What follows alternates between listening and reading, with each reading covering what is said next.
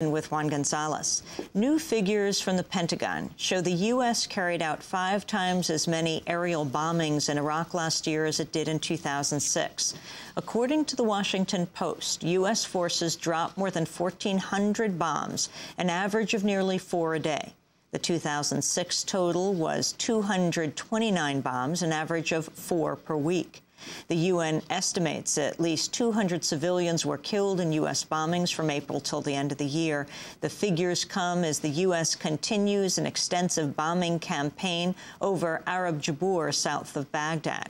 In one of the largest strikes since the 2003 invasion, the U.S. warplanes dropped 40,000 pounds of bombs in a 10-minute span 1 week ago. Military experts are predicting an increase in the bombing should the U.S. draw down its forces in Iraq. Airstrikes are also at record levels in Afghanistan. NATO bombings topped 3,500 last year, doubling the number for 2006.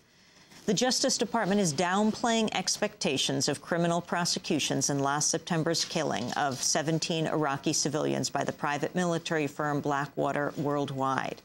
The New York Times reports the Justice Department told lawmakers in a private briefing last month that it may not file any charges against Blackwater or the individual guards. Justice Department officials said they face major legal obstacles 4 months after the shooting and nearly 5 years into the Iraq invasion. It remains unclear whether Blackwater is subjected to any legal jurisdiction for its operations in Iraq.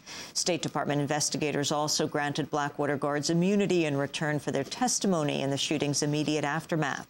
In a new report, the group Human Rights Watch blames the lack of prosecutions on a lack of political will rather than legal uncertainty. The report says, quote, the U.S. government's reaction to the shootings has been characterized by confusion, defensiveness, a multiplicity of uncoordinated ad hoc investigations and interagency finger-pointing. These failures underscored the Justice Department's unwillingness or inability to systematically investigate and prosecute allegations of serious violent crimes, so said Human Rights First. Blackwater is being sued in a civil case brought on behalf of some of the victims' families. Meanwhile, Democracy Now! Has learned another Western contractor is being sued for the fatal shooting of an Iraqi civilian. Lawyers for the family of Marani Awanas Manak have filed suit against the contractor RTI International and the private military contractor Unitary Resources Group. The suit alleges Unitary Resources guards shot and killed Manak and another Iraqi woman, Genevieve Jalal Antarik, last October. Manak was the mother of 3 children.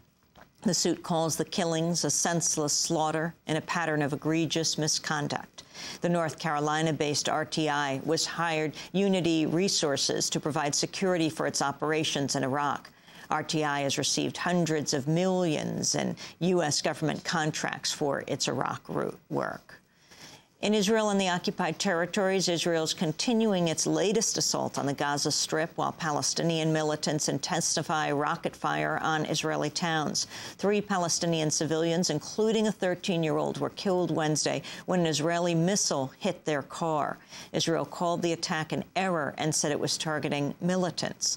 The killings came 1 day after 19 Palestinians lost their lives, the highest single-day Palestinian death toll in more than a year. Meanwhile, Palestinian rockets continue to hit nearby Israeli towns. Israel says 18 rockets landed in Israel today, causing 2 slight injuries. Israel's continued attacks on Gaza after rejecting a truce offer from Hamas last month. Speaking from Syria, Hamas political leader Khalid Mashal said Israel is sabotaging any chances of a ceasefire. من أي خطوة يمكن أن تراهنوا عليها لا تبادل جلعاد شليت ولا تهدئة ولا ما يحزنون. What you are doing will prevent you from any movement. You may bet on no exchange involving Ghalid Shalit and no ceasefire. This Palestinian blood will shorten the life of Israel and will not bring you any security or peace. There is no peace with killers and no security with criminals.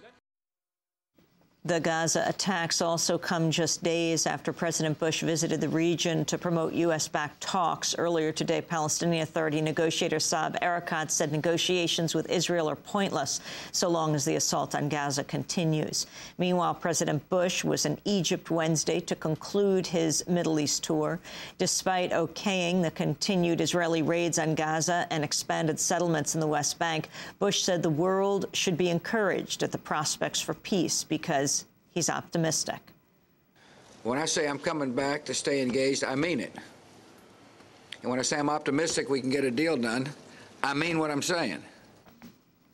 Bush's trip to Egypt lasted just 4 hours.